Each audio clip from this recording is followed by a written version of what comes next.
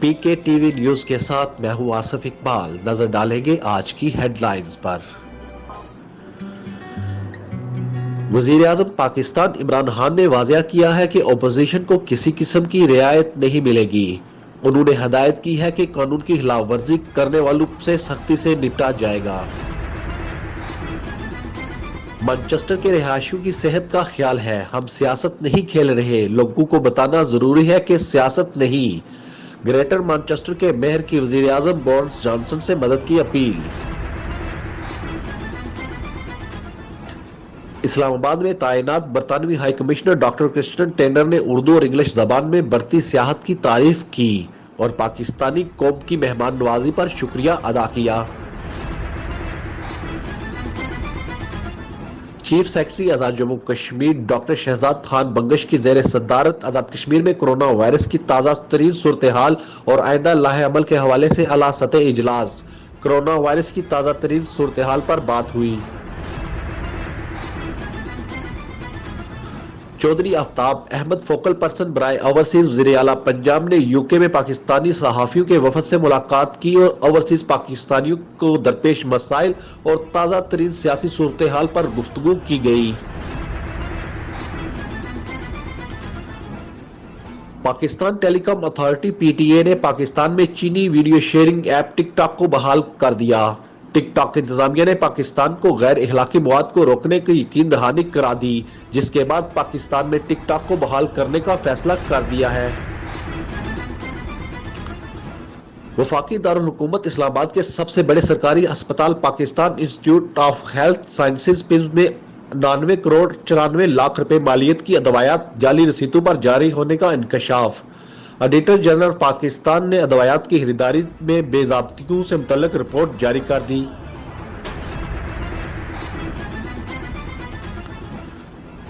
Chairman senate صادق سجرانی نے کہا ہے پاکستان افغانستان کے ساتھ مضبوط اور مؤثر پارٹنرشپ کا خواہاں ہے۔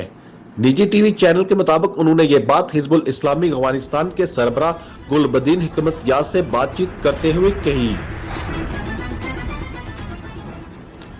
پاکستان پیپلز پارٹی کے چیئرمین بلاول بھٹو زرداری 21 اکتوبر سے گلگت بلتستان کا 20 روزہ دورہ کریں گے۔ ترجمان پیپلز پارٹی کے مطابق بلاول بھٹو 22 روز تک گلگت بلتستان میں گزاریں گے۔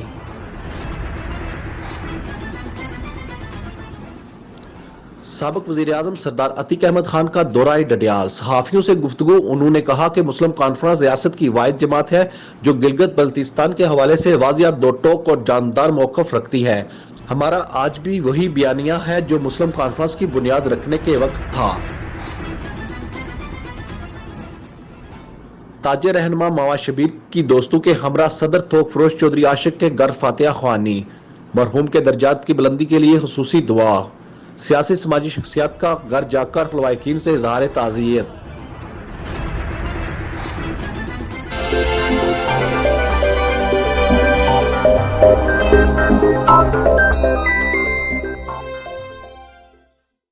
وزیر اعظم عمران خان نے واضح کیا ہے کہ اپوزیشن کو کسی قسم کی رعایت نہیں ملے گی۔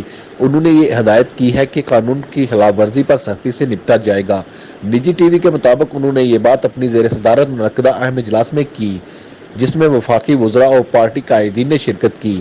اس ضمن میں ذمہ داران ذرائع نے بتایا ہے کہ اعلیٰ سطحی اجلاس میں ملک کی سیاسی صورتحال پر مشاورت کی گئی۔ ذرائع کے مطابق اجلاس میں فیصلہ کیا گیا کہ کرپشن کیسز کو منطقی انجام تک پہنچایا جائے گا۔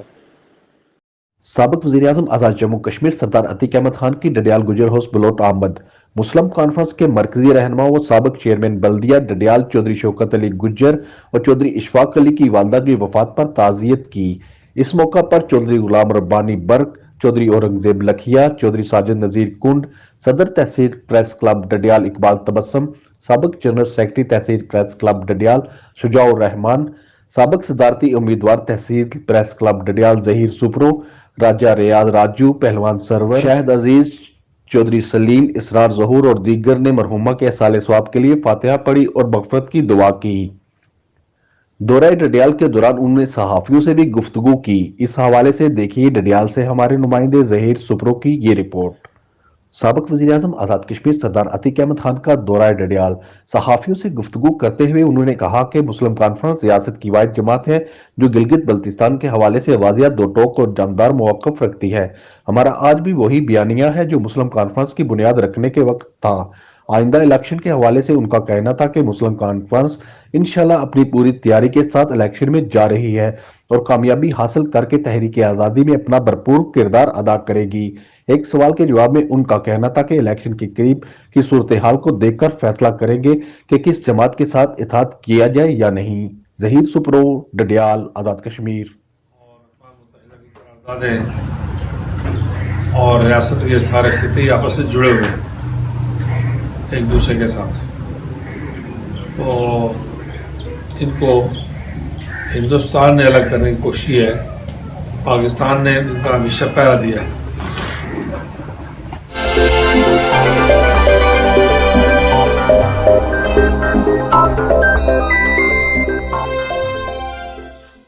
اسلام آباد میں تعینات برطانوی ہائی کمشنر ڈاکٹر کرسٹن ٹینر نے اردو اور انگلش زبان میں بڑھتی سیاحت کی تعریف کی ہے اور کہا ہے کہ پاکستانی قوم مہمان نواز ہے، ان کا شکریہ ادا کرتا ہوں۔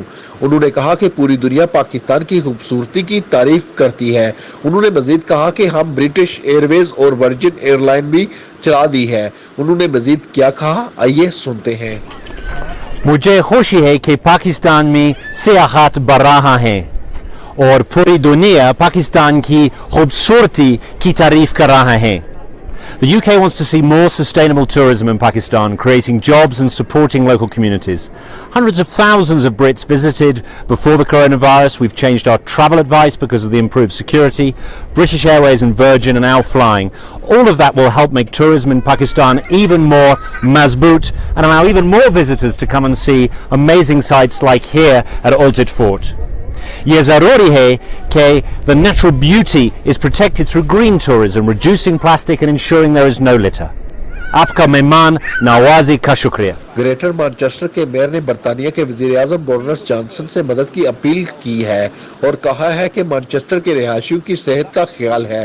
ہم سیاست نہیں کھیل رہے، لوگوں کو بتانا ضروری ہے کہ یہ سیاست نہیں بلکہ ہمارے کاروبار اور بچوں کے لیے ضروری ہے کہ لوگوں کی صحت کے بارے میں سوچنا چاہیے۔